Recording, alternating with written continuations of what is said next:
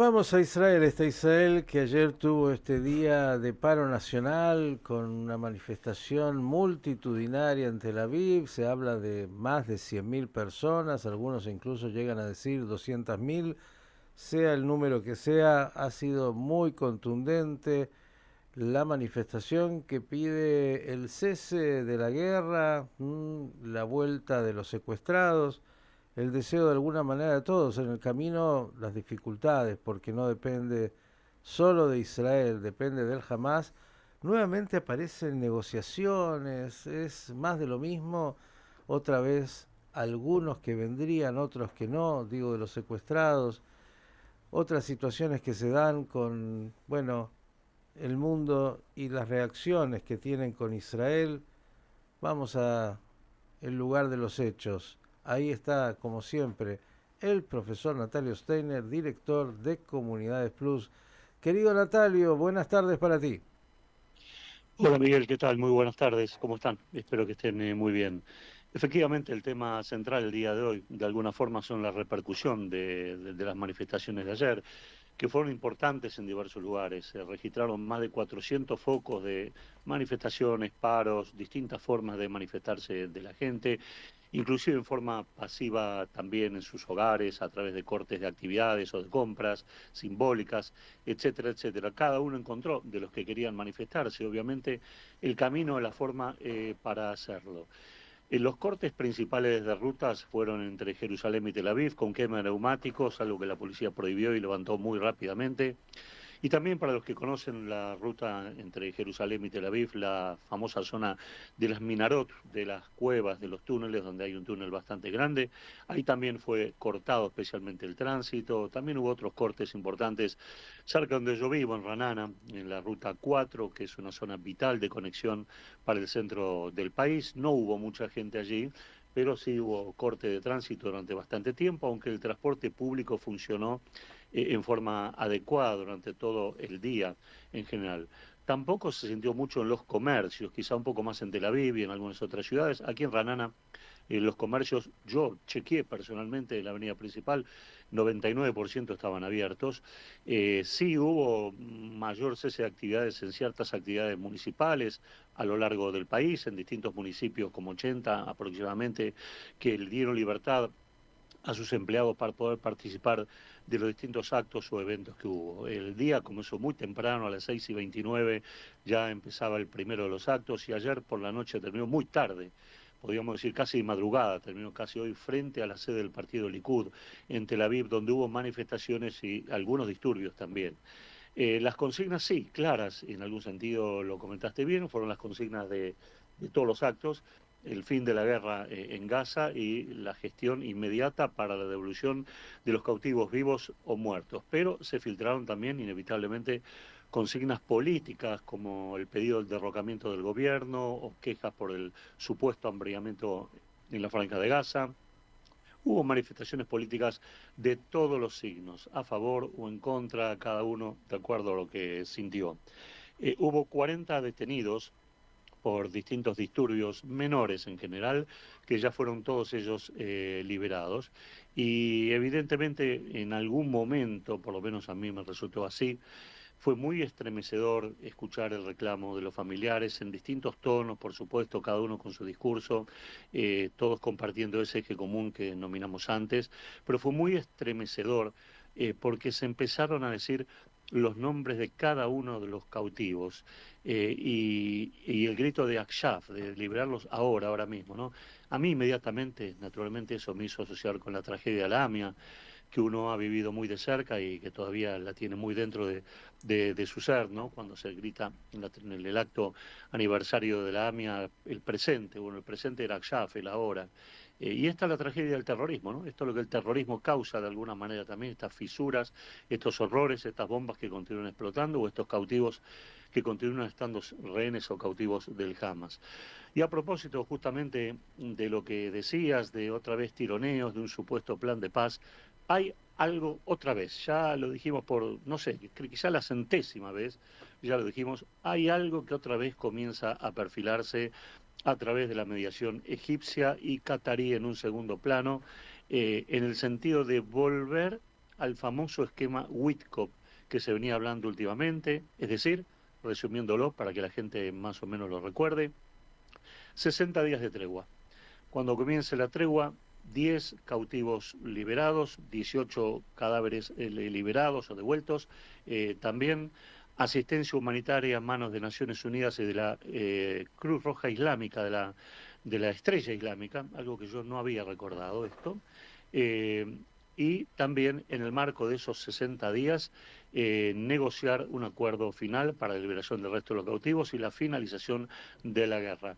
Hay un solo dato quizá bastante nuevo y bastante interesante, a diferencia de los otros esquemas de acuerdos fallidos. Los egipcios y los cataríes le han dicho, todo esto es a través de trascendidos, le han dicho al Hamas islámico que tienen hasta hoy a la noche para responder, por sí o por no. Creo que es la primera vez que se fija un plazo así tan taxativo en líneas generales.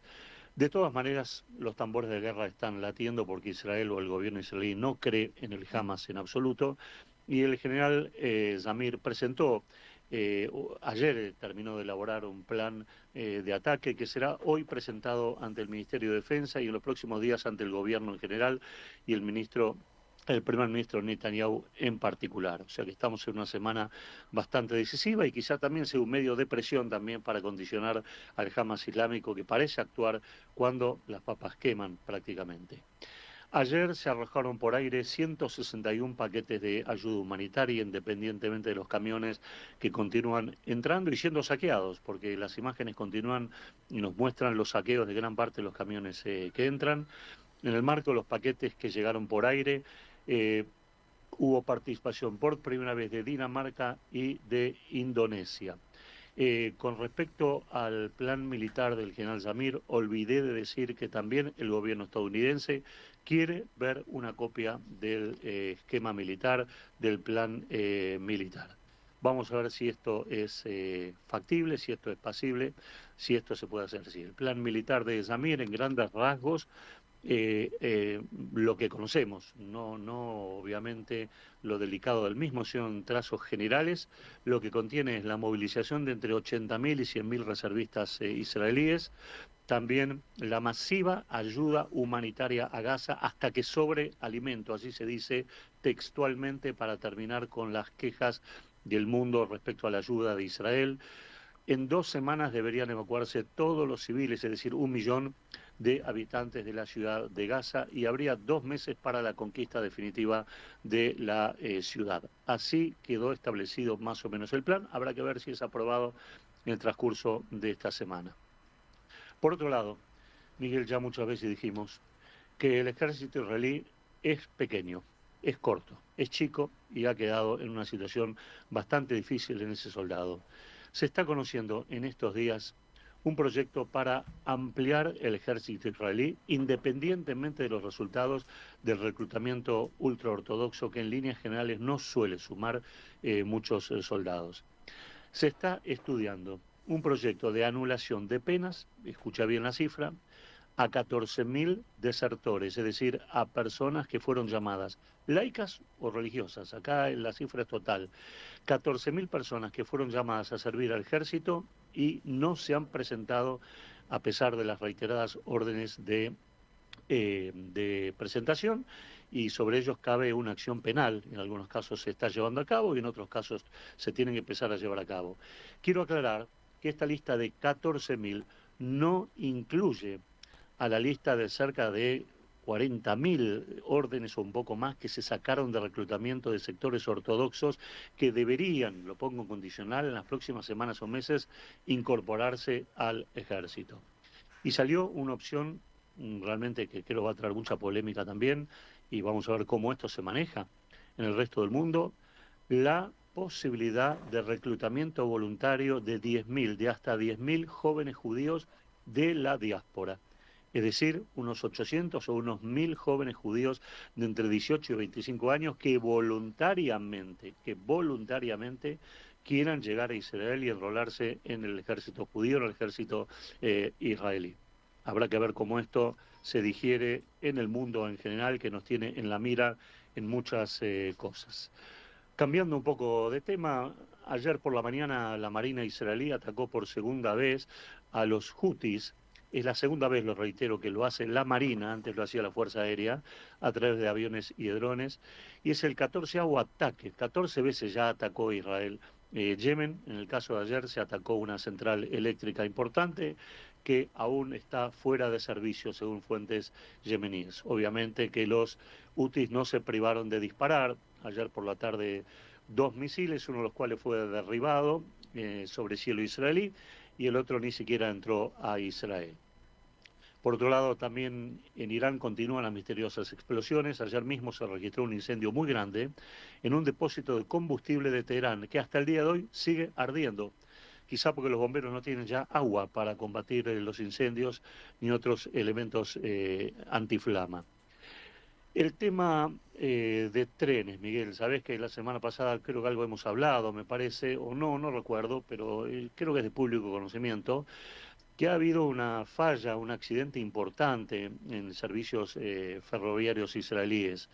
El día jueves pasado, un tren que se dirigía de Tel Aviv hacia Haifa, aparentemente en la zona de Ganot, como se la conoce, rompió un cable eléctrico, pero siguió el tren funcionando y más adelante volvió a quebrar el mismo cable eléctrico de suministro a la red y por lo tanto se produjo una parálisis bastante importante de ciertos sectores por el cableado dañado que abarcaría unos 50-60 kilómetros. Pero el gran problema es que hay varios ramales paralizados porque estos servicios están interconectados ya de por sí y es difícil volver a restaurar estos ramales tan rápidamente con todos los problemas de tránsito que esto trae aparejado en un país que tiene muchos y severos problemas de embotellamiento de tránsito y de colectivos.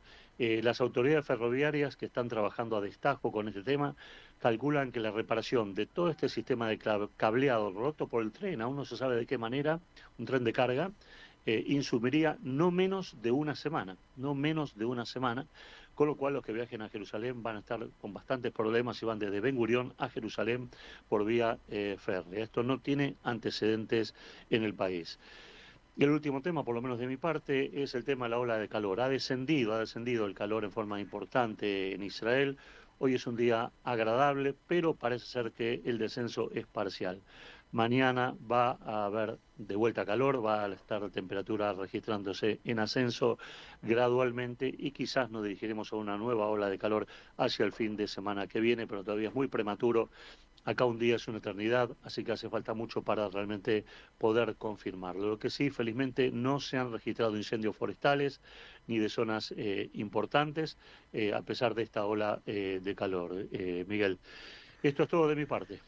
Algunos pequeños temitas por ahí, Sí. Natalio, que pudieras mencionar. Uno, la aparición nuevamente de un video de un secuestrado que obviamente impactó ayer y que se une de alguna manera también a las declaraciones de Irán de que, bueno, no hay ningún tipo de cese al fuego, sino que están esperando el momento, por decirlo así, para volver a la confrontación con Israel. Creo que es un tema que hay que estar atentos como siempre, pero por lo menos desde las expresiones lo están planteando. Y por otro lado, esto de Australia, ¿no? Que no permite el ingreso de un parlamentario israelí como es Simcha Rotman y que también es un tema que me imagino tendrá su impacto en Israel.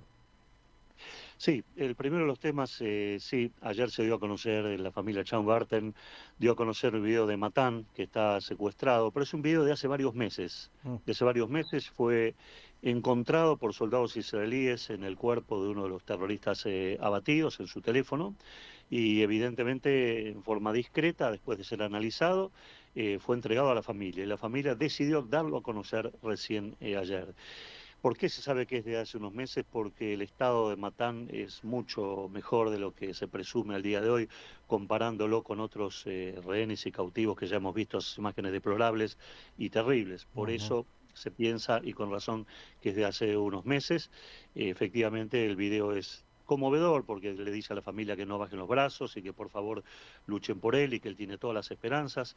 Y a propósito de esto, justamente en uno de los actos de ayer, quizá uno de los actos más importantes, la novia de Matán, que también fue una joven Grishevsky mexicana, que fue violada. Desgraciadamente su testimonio se hizo muy conocido después de que fue liberada en uno de los tantos canjes del año 2023, 2024, exactamente no recuerdo, el 2024.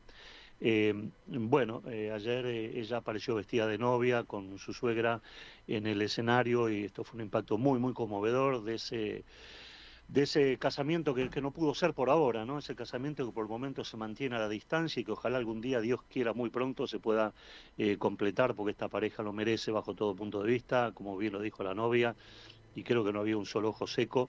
Necesitamos recomponer nuestra vida, los dos necesitamos recomponernos, necesitamos que salga lo antes posible, vos y todos salgan lo antes posible de esas mazmorras, lo digo yo, mazmorras porque es el término adecuado, del Hamas islámico.